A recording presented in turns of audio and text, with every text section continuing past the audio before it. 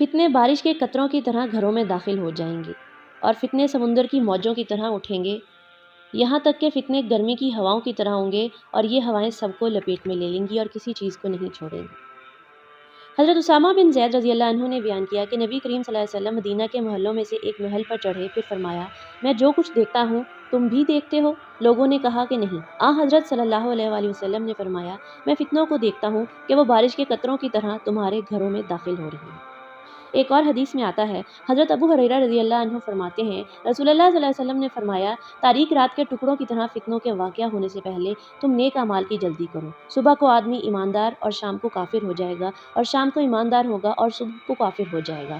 لوگ دین کو دنیا کے سامان کی خاطر فروخت کریں گے۔ حضرت حذیفہ رضی اللہ عنہ سے روایت ہے کہ ہم حضرت عمر رضی اللہ عنہ کے پاس بیٹھے تھے، اتنے میں انہوں نے کہا، تم میں سے کسی کو حضرت صلی اللہ علیہ وسلم کی حدیث یاد ہے فتنے کے باب میں؟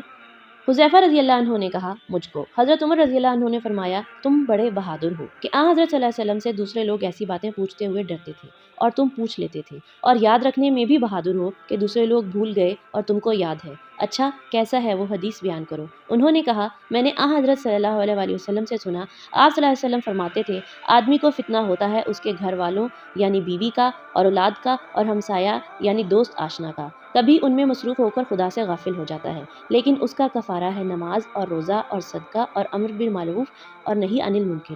حضرت عمر رضی اللہ عنہ نے کہا، میری مراد اس فتنے سے نہیں ہے، بلکہ وہ فتنہ بیان کرو جو سمندر کی موج کی طرح امٹ آئے گا۔ حذیفہ رضی اللہ عنہ نے کہا، تم کو اس سے کیا مطلب؟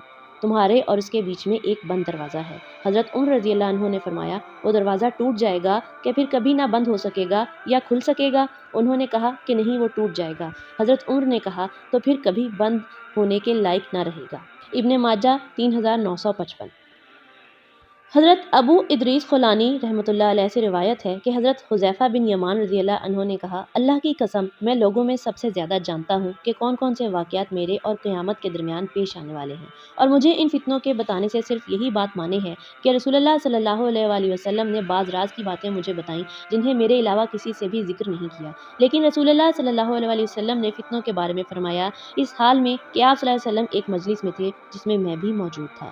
رسول اللہ صلی اللہ علیہ وسلم نے فتنوں کو شمار کرتے ہوئے فرمایا، ان میں 3 ایسے ہیں جو کسی بھی چیز کو نہ چھوڑیں گے، ان میں سے کچھ فتنے گرمی کی ہواؤں کی طرح ہوں گے اور ان میں سے بعض چھوٹے اور بعض بڑے ہوں گے۔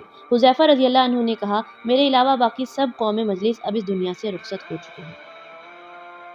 ایک اور حدیث میں آتا ہے، عمیر بن ہانی کہتے ہیں کہ میں نے عبداللہ بن عمر رضی اللہ عنہ سے سنا، وہ کہتے تھے کہ ہم رسول کریم صلی اللہ علیہ وسلم کے پاس بیٹھے ہوئے تھے کہ آپ صلی اللہ علیہ وسلم نے فتنوں کے بارے میں تذکرہ فرمایا اور بڑی تفصیل سے فرمایا، یہاں تک کہ آپ صلی اللہ علیہ وسلم نے بیان میں احلاس کے فتنے کا تذکرہ فرمایا۔ تو اس سلسلے میں ایک شخص نے عرض کیا، یا رسول اللہ صلی اللہ علیہ وسلم، احلاس کا فتنہ کیا ہے؟ آپ صلی اللہ علیہ وسلم نے فرمایا، وہ تو فرار ہونا اور لوٹ مار کرنا ہے۔ پھر صراع کا فتنہ ہے جس کا دھواں ایسے شخص کے پاؤں کے نیچے سے نکلے گا جو کہ میرے اہل خانہ سے ہونے کا گمان کرے گا، حقیقت یہ ہے کہ وہ میرے اہل خانہ سے نہیں ہوگا، کیونکہ میرے اولیاء وہ لوگ ہیں جو کہ پرہیزگار ہیں۔ پھر لوگ ایسے شخص پر اتفاق کر لیں گے، یعنی ایسے شخص کو متفقہ طور پر امیر بنا لیں گے جیسے کہ سرین ایک پسلی پر جو کسی طریقے سے نہیں ملتا۔ اس کے بعد دھیما کا فتنہ ہوگا، وہ اس امت میں کسی شخص کو بغیر تماچہ مارے ہوئے نہیں چھوڑے گا۔